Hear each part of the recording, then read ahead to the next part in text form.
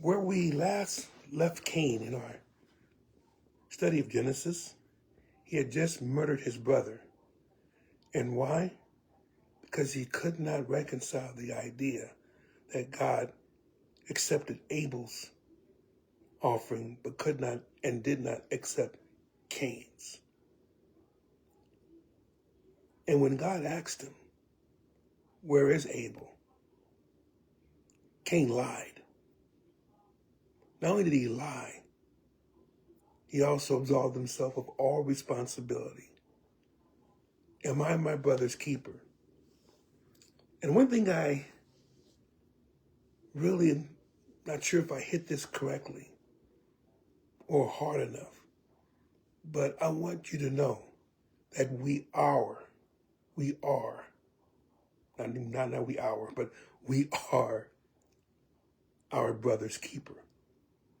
We are responsible for our brother, for our sister. If they don't make it and we could have helped, then we'll be held in account for what we did or did not do to help our brother and or our sister. We have to make sure, saints of God, that we're all accountable to each other. That's the only way that we're all going to make it. We can't be an island to ourselves. We have to make sure that others are helped along with us. Now we continue. Genesis chapter 4, verse number 11. And God continues to speak to Cain. And now he lays out his sentence.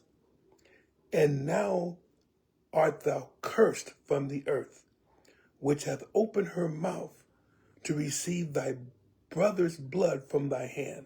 Now, I want you to understand that this is figurative language, but it is just like when you drop water on the ground, how it seeps into the earth. That's what the blood of Abel did. It seeped into the earth as if it was sipping on the blood of Abel. But it's interesting that even though Cain never admitted what he did, God already knew. He already knew exactly what happened.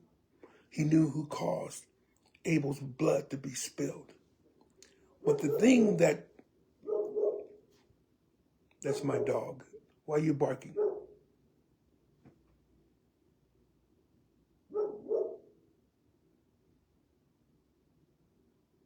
Okay, thank you.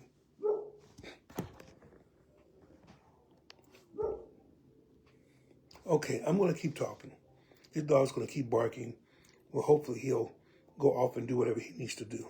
But anyway, let's get back to our lesson.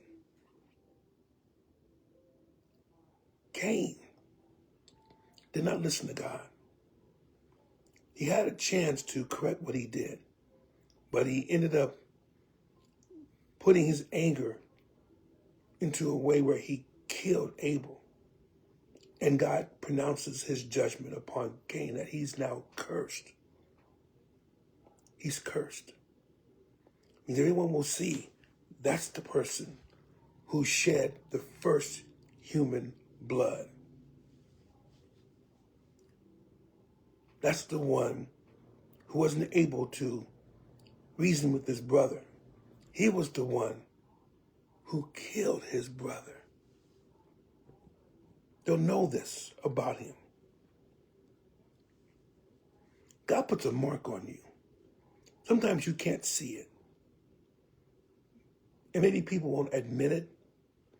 But if once the Lord has you in his sights, he will not let off of you until you change.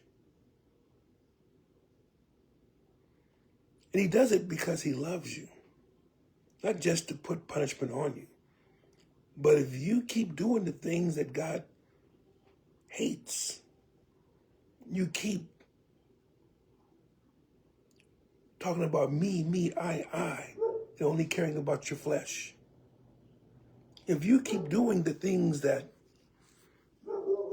God abhors, then God will put you in a place where you have to cry out. And it looks to me this is what happened with Cain. Now, could God have forgiven Cain? I think he could have, if Cain would have only admitted. But because he couldn't and wouldn't admit it, God lays down his curse. And it says, verse number 12, when thou tillest the ground, it shall not henceforth yield unto thee her strength. A fugitive and a vagabond shalt thou be in the earth. 3 things will take place. Now remember, the ground was already cursed for Adam's sake. So the ground was already bringing up thorns and weeds and other things to keep down the yield from any crops being grown. But Cain became a farmer. Cain was tilling the fruit from the ground. But now he couldn't do this anymore. And it was specifically tied to him.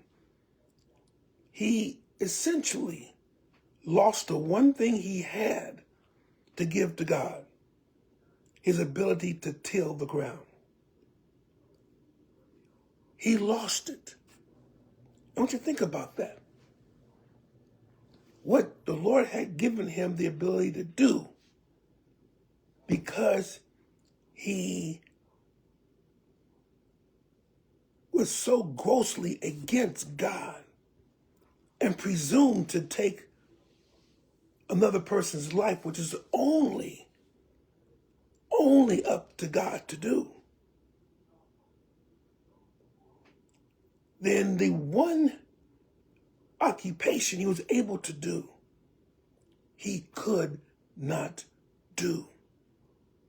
He could not farm, at least not as effective the way that he wanted to.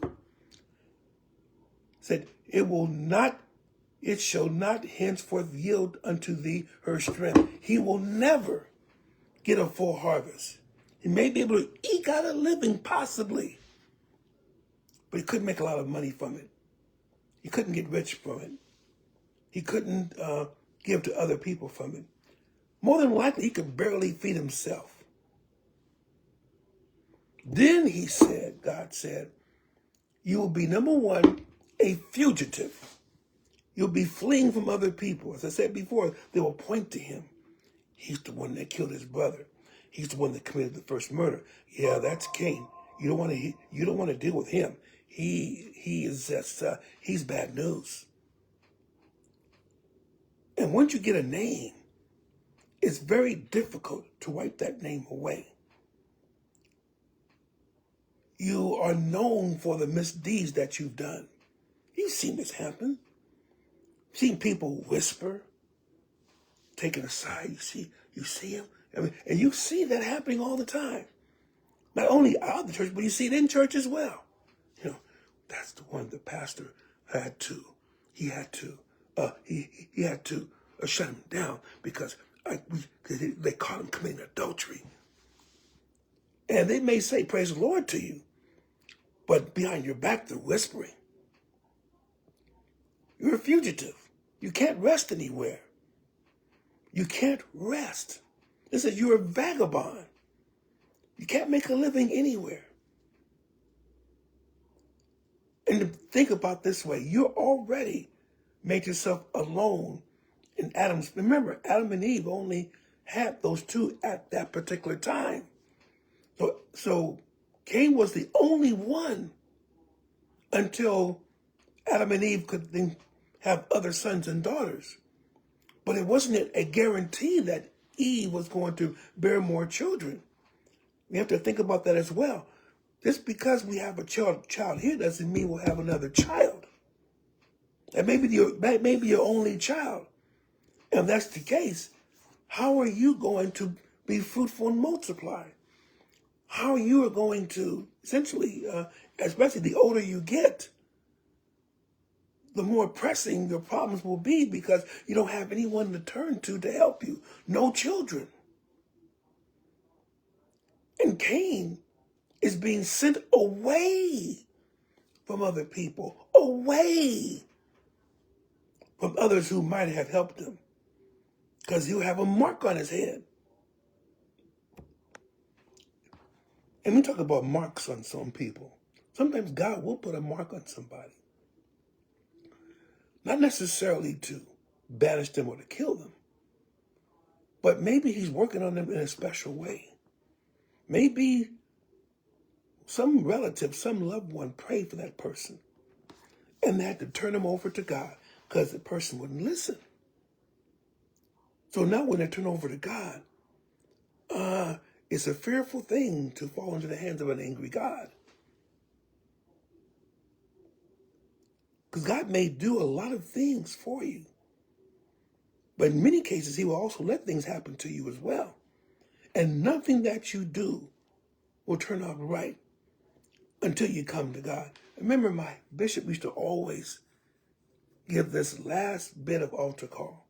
And it would say, I hope that when you leave this place, there are rocks in your bed. I hope that you keep hearing my voice all the time in your dreams. I hope that nothing good happens to you. Not because I don't like you, not because I don't care about you, because I want you to be put to a point where you're going to have to choose God. In other words, God is working with you, but you may not like it. Is God working with Cain? We'll see what happens. Because, think about it. He did the first murder. Adam may have done the first sin, but Cain did the first murder. He overrode what God had told him to do and didn't listen to God. And so now he's facing his punishment. But it's interesting to see what he says now. Verse 13. And Cain said unto the Lord, my punishment is greater than I can bear. Ha! I'm sorry. He should have thought of that before he killed his brother. But now he looks at what's going on. It's hitting him.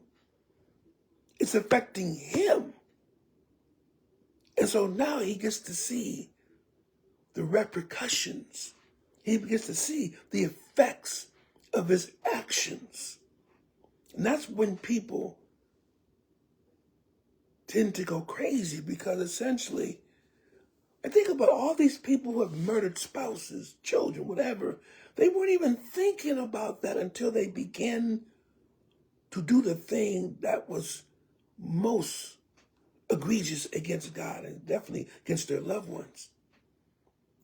And a lot of times people just don't think of what's going to happen after they commit the act. And they're left to face the consequences. Police are going to catch you. They may use deadly force. If you are able to survive them capturing you, then you'll be put in prison for many times the rest of your life. You will die in prison. Or you might be executed, which is still dying in prison, but it will shorten up the time.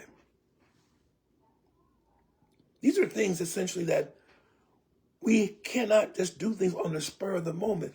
Cain did his on the spur of the moment. He wasn't planning on killing Abel, but that thought got into his mind. He couldn't get it out, and he let that thought take over his body and his mind, and he ended up doing the worst thing he could do to Abel, which was to kill him. But now comes repercussions of his act. Saints, be careful with what you do. Measure what you do with anything. Can you pay the cost of what takes place? If you do this, will you be able to pay the cost? Will you be able to bear the consequences of your actions? If you can't, don't do it. Don't try to plot well, if I can escape here, escape there, you still have consequences. You're always looking over your shoulder. People joining gangs. I remember many of people that I knew joined gangs, but they were always looking over their shoulder for someone else was coming after them. Someone may end up wanting to kill them because they now have a bigger mark. You kill so-and-so, let me kill their brother wants to come after you. Yeah, you made your mark, but now you got to live with the gun under your pillow and you never really sleeping. Because the time you sleep is the time they'll get you. So Cain is saying now, my punishment is greater than I can bear. He's understanding that this is not going to end well for him. God has made him a fugitive and a vagabond. Which he says, behold, thou hast driven me out this day from the face of the earth. Now, that's not talking about he's going to the moon or something like that. He's driven him out from the place where he has known his family. They won't know him anymore. They won't see him anymore. He is completely isolated and outcast. Whoever Adam and Eve brings back to the earth after Cain, whether it's Seth or any other of his sons and daughters, if they run into him, it'll be purely by accident. It won't be because they were looking for him, but they were looking to see if he was gone. Behold, thou hast driven me out this day from the face of the earth, and from thy face shall I be hid. That's according to Cain. Remember, Cain is saying this. He'll be hid from God. Remember, God already found out and knew what he was doing, so you can't hide from God. But Cain, he feels that the things that he will never be able to speak to God the way that he used to speak. Remember, Cain was speaking to God in the same way that Adam and Eve were. He was putting them on the same level as his parents. He would never be able to speak directly to God again. He would never be able to have that fellowship with God again. Of course, was already gone because of Adam and Eve's sin. But at least if he made a sacrifice, that's part of it as well. Make a sacrifice. See my presence. Give an offering. See my presence. But no more would Cain be able to do that.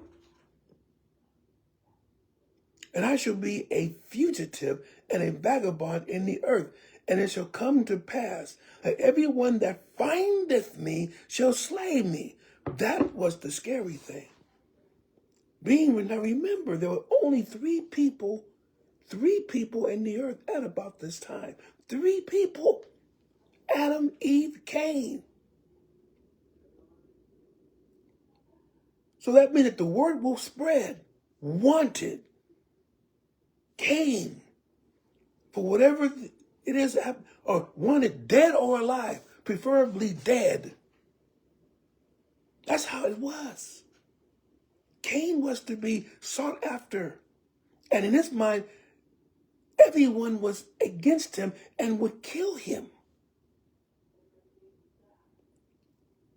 So yes, the punishment was greater than what he could bear. But he had to have known of the consequences before he went ahead and killed Abel. Now he doesn't want to die, but you killed your brother.